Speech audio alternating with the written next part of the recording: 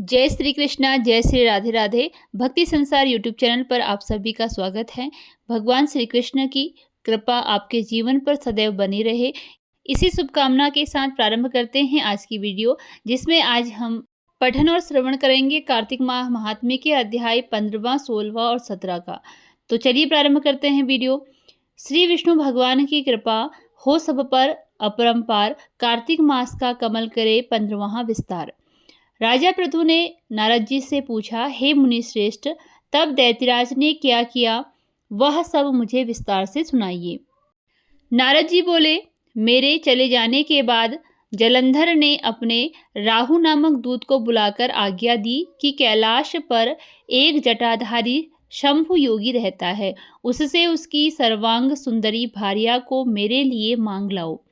तब दूत शिव के स्थान पर पहुंचा, परंतु नंदी ने उसे भीतर सभा में जाने से रोक दिया, किंतु वह अपनी उग्रता से शिव की सभा में चला ही गया और शिव के आगे बैठकर दैत्यराज का संदेश कह सुनाया। उस राहु नामक दूत ने ऐसा कहते ही भगवान शूलपाणी के आगे पृथ्वी फोड़कर एक भयंकर शब्द वाला पुरुष प्रकट हो गया, जिसका सिंह के समान मुख था। वह नरसिंह ही राहु को खाने चला। राहु बड़े जोर से भागा, परंतु उस पुरुष ने उसे पकड़ लिया। उसने शिवजी की शरण ले अपनी रक्षा मांगी। शिवजी ने उस पुरुष से राहु को छोड़ देने को कहा, परंतु उसने कहा, मुझे बड़ी जोर की भूख लगी है, मैं क्या खाऊं। महेश्वर ने कहा, यदि तुझे भूख लगी है तो शीघ्र ही अपने हाथ और पैरों का मांस भक्षण कर ले, और उसने वैसा ही किया। अब केवल उसका सिर शेष मात्र रह गया। तब उसका ऐसा कृत्य देख शिवजी ने प्रसन्न हो उसे अपना आज्ञा पालक जान अपना परम प्रिय गण बना लिया। उस दिन से वह शिवजी के द्वार पर स्वकीर्ति मुख नामक गण होकर रहने लगा। इसी के साथ कार्तिक मास की 15वां अध्याय का समापन होता है। बढ़ते हैं अगले अध्याय की ओर। कार्तिक मास का 16वां अध्याय। सुनो लगाकर मन सभी संकट सब मिटे जाए, कार्तिक महात्म्य का कमल पढ़ो 16वां अध्याय। राजा पृथु ने कहा, हे नारद जी, ये तो आपने भगवान शिव की बड़ी विचित्र कथा सुनाई है। अब कृपा करके यह बताइए कि उस समय राहु उस पुरुष से छूटकर कहाँ गया। नारद जी बोले, उससे छूटने पर वह दूत बर्बर नाम से विख्यात हो गया और अपना नया जन्म पाकर वह धीरे धीरे जलंधर के पास गया। वहां जाकर उसने शंकर की सब चेष्टा कही। उसे सुनकर दैत्यराज ने सब दैत्यों को सेना द्वारा आज्ञा दी। लनेमी और शुंभ निशुंभ आदि सभी महाबली दैत्य तैयार होने लगे। एक से एक महाबली दैत्य करोड़ों करोड़ों की संख्या में निकट युद्ध के लिए जुट पड़े। महाप्रतापी सिंधुपुत्र शिवजी ने से युद्ध करने के लिए निकल पड़ा। आकाश में मेघ छा गए और बहुत अपशकुन होने लगे। शुक्राचार्य और कटे सिर वाला राहु सामने आ गए। उसी समय जलंधर का मुकुट खिसक गया, परंतु वह नहीं रुका। उधर इंद्रादि सब देवताओं ने कैलाश पर शिवजी के पास पहुंचकर सब वृत्तांत सुनाया और यह भी कहा कि आपने जलंधर से युद्ध करने के लिए भगवान विष्णु को भेजा था, वह उसके वशवर्ती हो गए हैं और विष्णु जी लक्ष्मी सहित जलंधर के अधीन हो उसके घर में निवास करते हैं। अब देवताओं को भी वहीं रहना पड़ता है। अब वह बलि सागर पुत्र आपसे युद्ध करने आ रहा है, अतएव आप उसे मारकर हम सबकी रक्षा कीजिए।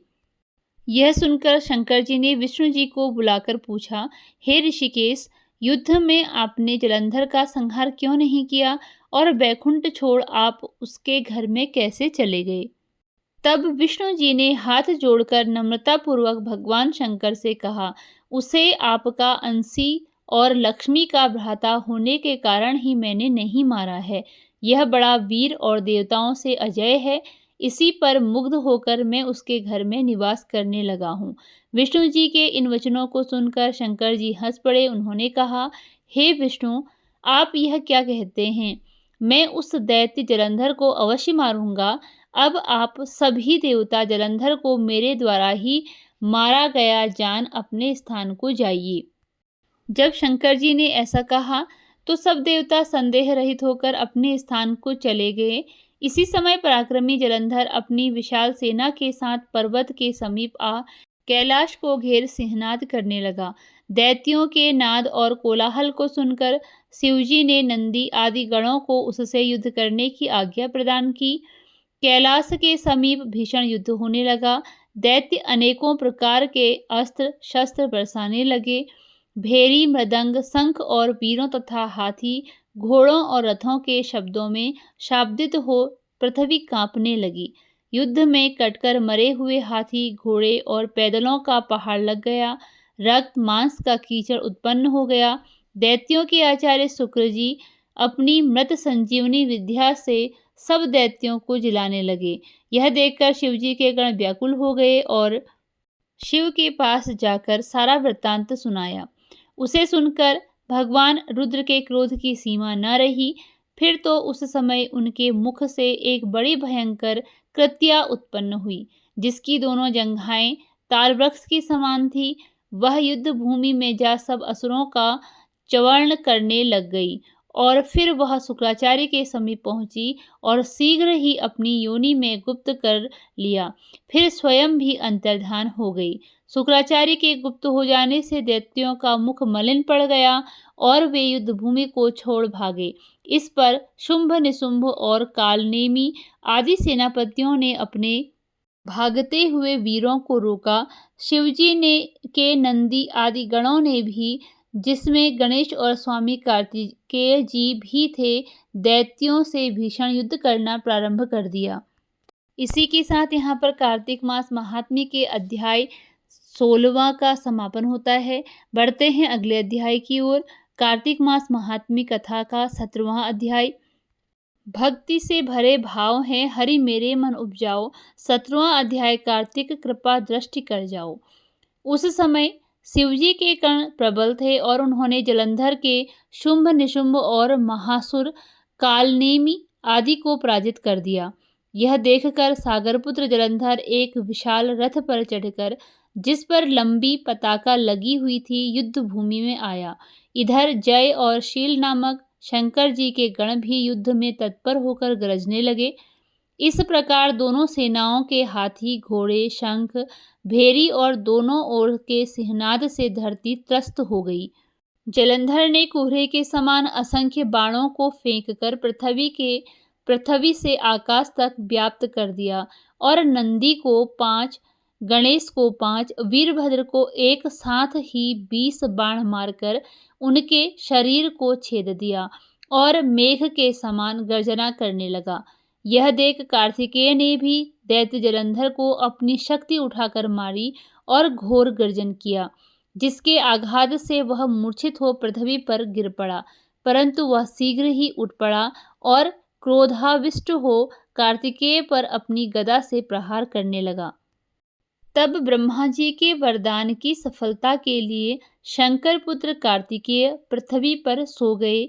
गणेश जी भी गदा के प्रहार से व्याकुल होकर धरती पर गिर पड़े। नंदी व्याकुल हो गदा प्रहार से पृथ्वी पर गिर गए। फिर दैत्य ने हाथ में परिध ले शीघ्र ही वीरभद्र को पृथ्वी पर गिरा देख शंकर जी गण चिल्लाते हुए संग्राम भूमि छोड़ बड़े वेग से भाग चले। वे भागे हुए गण शीघ्र ही शिवजी के पास आ गए और व्याकुलता से युद्ध का सब समाचार कह सुनाया। तब लीलाधारी भगवान ने उनको अभय दे सबका संतोष वर्धन किया। इसी के साथ 17वें अध्याय का समापन होता है। मिलते हैं अगली वीडियो में इसके अगले अध्याय के साथ। धन्यवाद।